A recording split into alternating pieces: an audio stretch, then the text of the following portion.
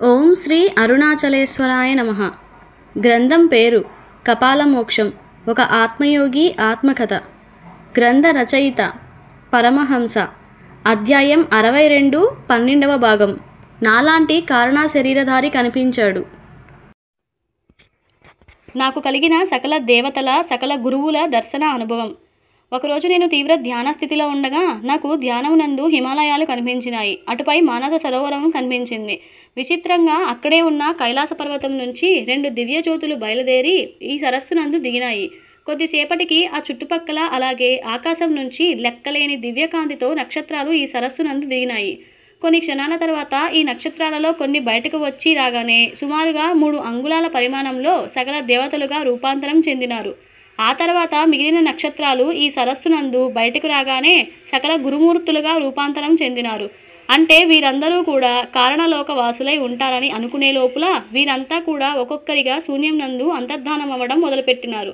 అంటే వీరందరూ కూడా కారణ శరీర కపాల మోక్ష ప్రాప్తి పొందినారని, మరి నా కారణ శరీరం ఎప్పుడు ఈ స్థితి పొందుతుందో అనుకోగానే నా ధ్యానభంగమైంది.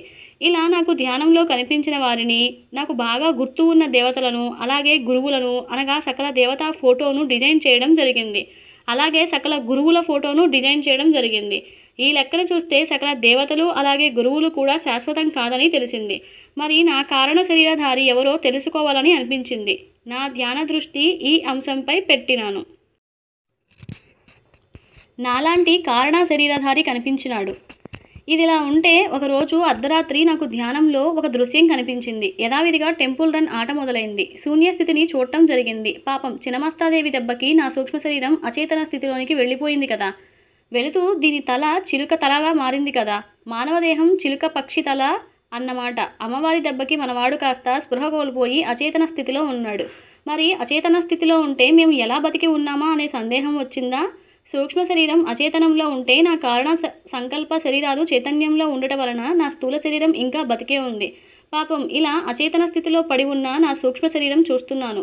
ఇంతలో అంత శూన్యంలో ఎక్కడ నుంచో 9 తలల నాగుపాము ఒకటి వేగంగా వచ్చి ఈ నా సూక్ష్మధారిని ఏకకాలంలో తన 9 తలలతో 9 రకాల విషాలతో కాటువేసింది. దానితో కొద్దిసేపటికి ఈ సూక్ష్మ శరీరంలో చైతన్యం వచ్చింది. ఈ పాము కాస్త కుమారస్వామిగా మారి అదృశ్యమైనాడు. నాగేంద్ర స్వామి రూపంలో వచ్చింది కుమారస్వామి అని గ్రహించాను. ఈయన తన 9 తలలతో 9 రకాల విషాలను అనగా నవ విషాలను నా సూక్ష్మధారి శరీరంలోనికి ఎక్కించి అనగా మహానిర్వాణ శక్తితో అచేతన స్థితిలో ఉన్న వాడిని చైతన్యం చేసినారు. అనగా ఈ నవ విషాలను తగు మోతాదులో ఇచ్చి బతికించినాడన్నమాట.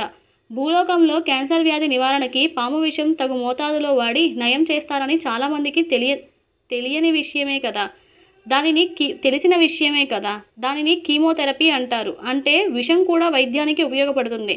అదే విష మోతాదు ఎక్కువైతే మనిషిని చంపగలదు. ఇప్పటిదాకా నాకు నవపాషాణం తాయెత్తులు తక్కువ మోతాదులో ఉన్నవి మాత్రమే వచ్చింది. కానీ నాకు అధిక మోతాదులో ఉన్న వస్తువులు కావాలి. అది ఇచ్చే మానవాతీత శక్తి కోసం నేను ఈ చిలుక సూక్ష్మధారితో ధ్యానం చేయాలి అని అనుకుంటూ ఉండగా నా సూక్ష్మధారి మీద నవపాషాణం విషం పనిచేయడం ఆరంభమైంది.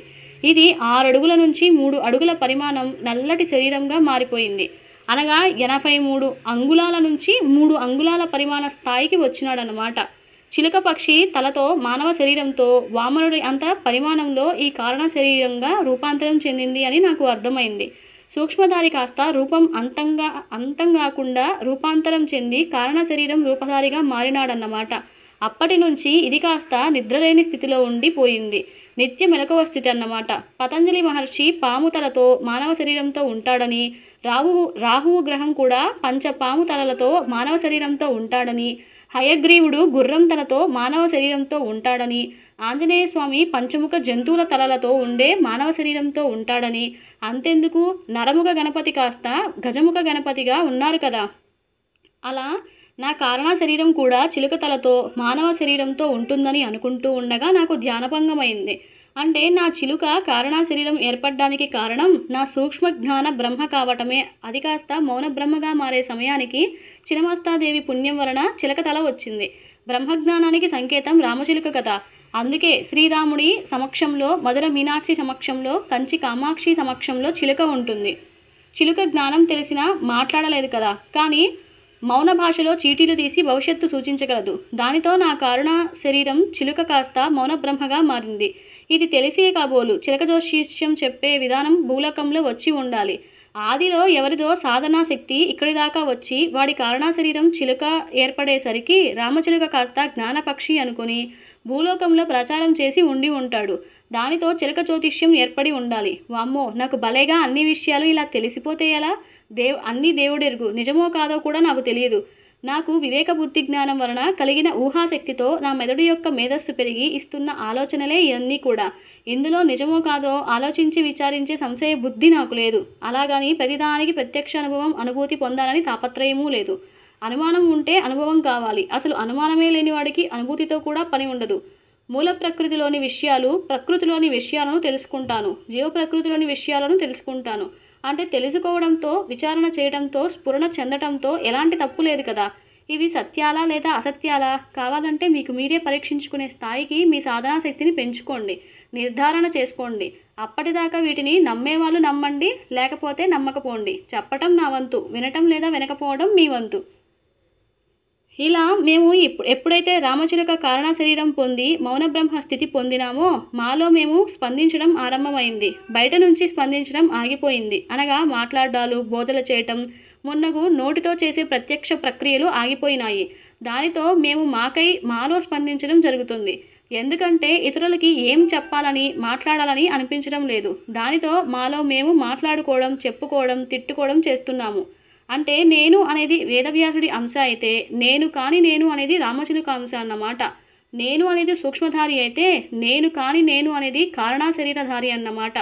విశుద్ధ చక్రం నుంచి మూలాధార చక్రాల స్థితులలో భూలోకం మరియు దీని కింద ఉన్న సప్త అధోలోకాలు అనగా అతల, వితల, హృతల, తలాతల, మహాతల, రసాతల, పాతాల లోకాలు వస్తాయి.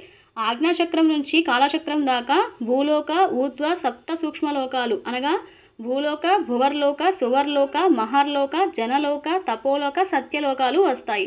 ఇక బ్రహ్మచక్రం నుంచి సహస్రచక్రం అనేది కారణలోకం అవుతుంది. ఇందులో 1000 కారణలోకాలు ఉన్నాయి. ఇక ఇవన్నీ కూడా జ్ఞానభూమికలు. అధిష్టాన దైవం శ్రీకృష్ణ పరమాత్మ జగన్మోహిని మాయలో జగద్గురువు అనుగ్రహంగా ఉంటాడనమాట. నిజానికి కారణలోకం అనేది భౌతిక విశ్వాన్ని, జీవ ప్రకృతి విశుద్ధ చక్రం, అలాగే సూక్ష్మ విశ్వాన్ని ప్రకృతి ఆజ్ఞాచక్రం కలిపే ఈ 2 విశ్వాలు కలిస్తే అనగా మనస్సు భౌతిక పదార్థం మధ్య సరిహద్దుగా కారణాలోకం ఏర్పడుతుంది. అందుకే ఇందులో 2 రకాల జాతుల కారణాలోక వాసులుగా ఆవాసం చేస్తూ ఉంటాయి. అనగా మనిషి శరీరం జంతువు తల ఉన్న జాతి జంతువు, శరీరం మనిషి తల ఉన్న జాతి అన్నమాట. ఇందులో జంతు శరీరం మనిషి తల ఉన్న జాతి శాశ్వతంగా కారణలోక వారసుడిగా అపస్మారక స్థితిలో ఈ మాయలో ఉండిపోతే, జంతువు తల మనిషి శరీరం ఉన్న జాతి అపస్మారక స్థితి నుంచి తప్పుకొని ఒకవేళ శ్రీకృష్ణుడి జగన్మోహిని రూప మాయ కూడా దాటగలిగితే ఈ కారణాలోకం నుంచి విముక్తి చెంది విముక్తి ఆత్మగా సాధనలో ముందుకు వెళ్ళగలుగుతాడు.